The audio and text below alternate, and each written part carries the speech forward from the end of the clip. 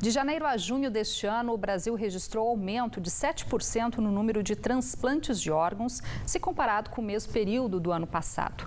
No Hospital Regional de Taubaté, em 2018, foram feitas até o momento 8 captações de órgãos que ajudaram a salvar 37 vidas.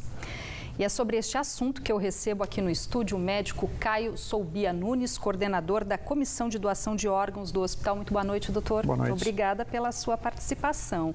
Bom, apesar desse crescimento, a gente ainda está um pouco longe do ideal, se comparado aí principalmente com outros países, né? Qual é o principal empecilho ainda para o Brasil ainda não ter avançado nessa questão de doação de órgãos? É uma pergunta muito interessante. O Brasil ainda está longe do ideal, apesar de já ter avançado muito, né, perto do que foi o passado, mas ainda a gente esbarra na recusa familiar. A hora que chega, infelizmente, quando a gente dá a notícia triste que o ente querido, infelizmente, está em morte encefálica, a família, quando não tem essa conversa em casa sobre doação de órgãos, ela fala, eu não sei se ele gostaria de doar os órgãos, e acaba recusando. Nós, então, encontramos muito essa resposta nas nossas conversas com a família. Ou seja, o doador, então, precisa manifestar essa intenção em vida. Isso poderia aumentar? Isso é fundamental. Todas as campanhas no Brasil com relação à doação de órgãos, elas têm essa premissa. Conversem em casa. É um assunto pesado para se conversar, mas devemos fazer isso, né? Se infelizmente acontecer uma fatalidade, eu gostaria que meus órgãos fossem doados para salvar outras vidas. É isso que acontece quando as famílias que aceitam doar, é por conta desse retorno de ter ouvido essa intenção em vida? Sim, sim. Sempre que nós conversamos com a família, ela relata, olha, ele sempre quis ou ele comentou que gostaria de doar os órgãos para salvar outras pessoas e a família de prontidão autoriza essa doação. E doutor, se a gente comparar com outros países, como é que fica aí a classificação do Brasil?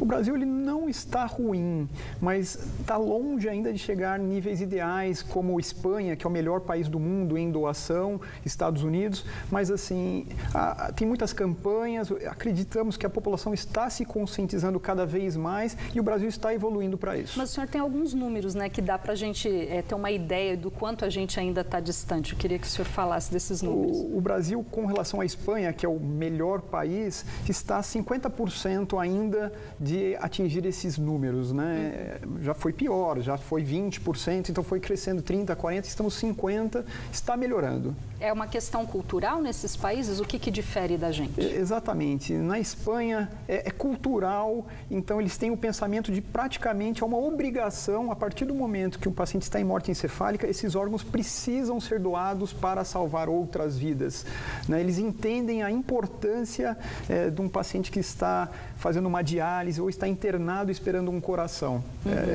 Muita gente não sabe, né, que o Hospital Regional tem essa estrutura de captação de órgãos.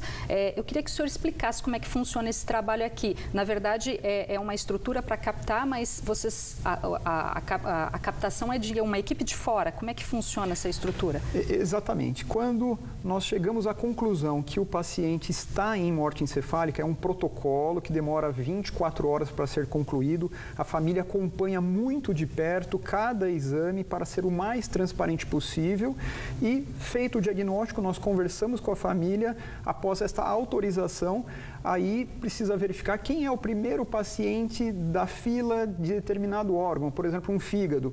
Nós comunicamos uma central, a nossa fica em Campinas, e essa equipe desse hospital, onde está o paciente internado, vem para fazer a extração desse órgão. Qual é a principal, a fila com maior número de espera, doutor? Rim. No Brasil, aproximadamente 10 mil pacientes aguardando um transplante renal. E esse número de 8 captações no Hospital Regional, como pode ser considerado? É positivo, mas nós esperamos mais, né? Nós tivemos 8 doações até agosto, nós queremos pelo menos dobrar esse número, né? Eu acho que seria muito importante. Que foi o que aconteceu no ano passado? Foi mais ou menos em torno de 15 doações? No ano. E a expectativa de vocês? Eu acho que esse ano também vai acabar mais ou menos com 15 doações, mas a nossa meta seria aqui no Hospital Regional, no final de um ano, atingir 30 doações. Tá certo. Então, doutor, a gente espera aí que essa questão cultural seja um pouco melhorada aí para aumentar esses números. Obrigada pela sua participação. Eu que agradeço, sempre à disposição. Pela entrevista. Boa noite. Há 2 semanas, para o Dia da Padroeira do Brasil, aumenta o número de romeiros que seguem pela Via Dutra para cumprir promessas. Muita gente também antecipa a visita ao Santuário Nacional agora no mês de setembro. Neste sábado, uma grande romaria seguia pela Via Dutra em direção à Aparecida. Esta tarde, o grupo estava no trecho de Taubaté. E é preciso muita disposição para encarar o sol forte e o calor. O Dia da Santa é em outubro, mas setembro já registra um número maior de católicos. Este mês, a expectativa é de que 1.285.000 fiéis passem pelo Santuário Nacional. Já em outubro, são esperados 857.000 católicos. A programação oficial em homenagem à Padroeira do Brasil começa no dia 3 de outubro, com a tradicional novena de Nossa Senhora Aparecida.